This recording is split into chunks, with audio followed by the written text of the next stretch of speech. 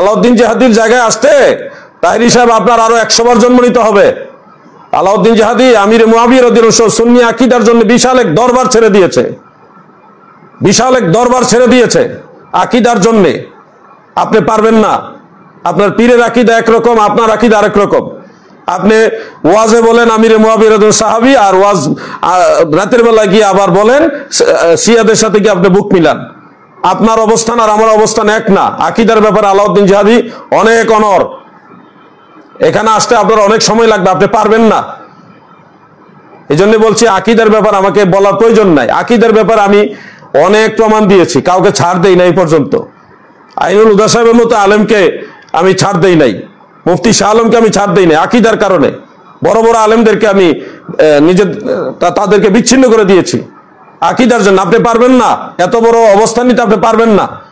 এই জন্য আমি বলবো কথাবার্তা যাই বলেন আলোচনা সরাসরি করে আপনি বলবেন, যেটা জানেন না সেটা জানবেন।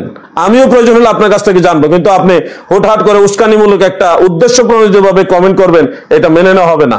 আপনাদের পিছনে কোনো সুন্নি মুসলমান নামাজ পড়া ঠিক হবে না।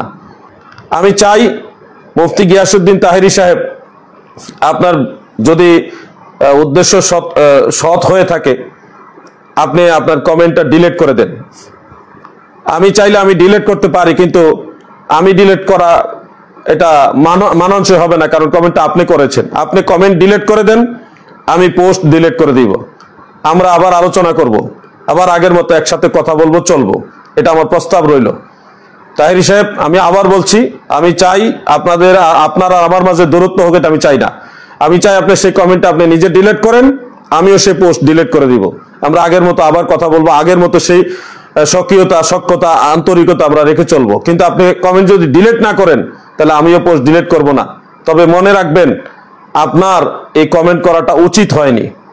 আপনি এইভাবে একটা উদ্দেশ্য প্রণোদিতভাবে, আমি এক জায়গায় নামাজ পড়তে যাচ্ছি, একজন আল্লাহর ওলি, একজন বুজুর্গের সোহবতে যাচ্ছি, সেটাকে কেন্দ্র করে আপনি আমির মুআবিয়া রাদিয়াল্লাহু আনহু সাহাবী কিনা ওনার পীরজাদার কাছ থেকে ভিডিও নিয়ে আসতে বলতেছেন, অনুরোধ করতেছেন। কি একটা অবস্থা! এটা কি আপনার যুক্তিসঙ্গত দাবি হলো? আপনি তো পার্সোনাল বললে আমি এটা মনে বুঝাইতাম যে না, যে তাহেরি ভাই বলছেন, আমি এটা চেষ্টা করব, অথবা দেখি কি অবস্থা। আপনি পার্সোনাল সোশ্যাল মিডিয়াতে এটা বলার উদ্দেশ্য হলো ওই দরবার শরীফকে আপনি প্রশ্নবিদ্ধ করলেন, একজন আল্লাহর ওলির দরবারকে আপনি প্রশ্নবিদ্ধ করলেন। এই জন্য আমার প্রস্তাবটা আপনি বিবেচনা করে দেখবেন। আশা করি সুবুদ্ধির উদয় হবে ইনশাল্লাহ। আবার আমরা একসাথে মিলে কাজ করতে পারবো।